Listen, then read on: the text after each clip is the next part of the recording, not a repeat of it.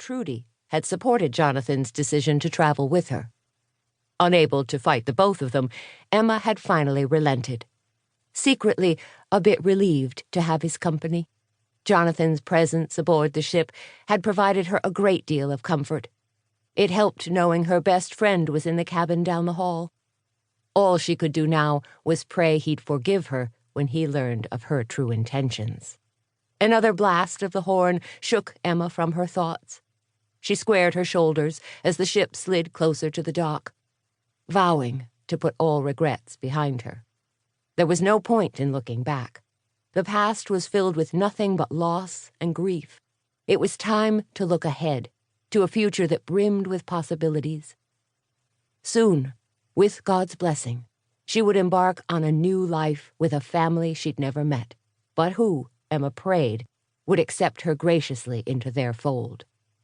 Maybe then the emptiness inside her would finally be filled, and at last she'd feel whole. Chapter 1. June 1919. There was no turning back now. The shrill scream of the steam whistle signaled the locomotive's departure from the last stop before they'd reached their ultimate destination of Toronto.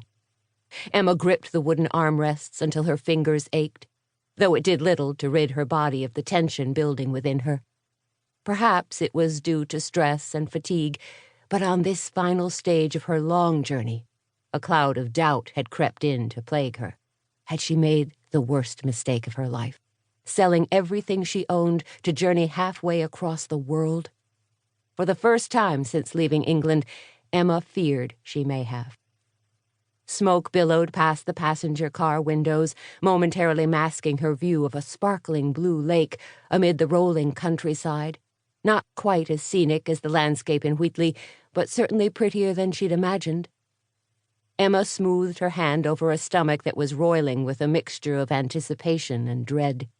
She had no idea what to expect upon her arrival in Toronto, and the very real fear that she'd placed too great an importance on this trip continued to nag at her, as well as the uncomfortable feeling that she hadn't really consulted with God before making her impulsive decision. What if Jonathan was right about giving her father fair warning before simply appearing on his doorstep? What if her father wanted nothing to do with her? Emma leaned back and took a deep breath. Nothing would be gained by this tiresome worrying. Only time would tell whether her journey would be worth leaving everything behind, or not.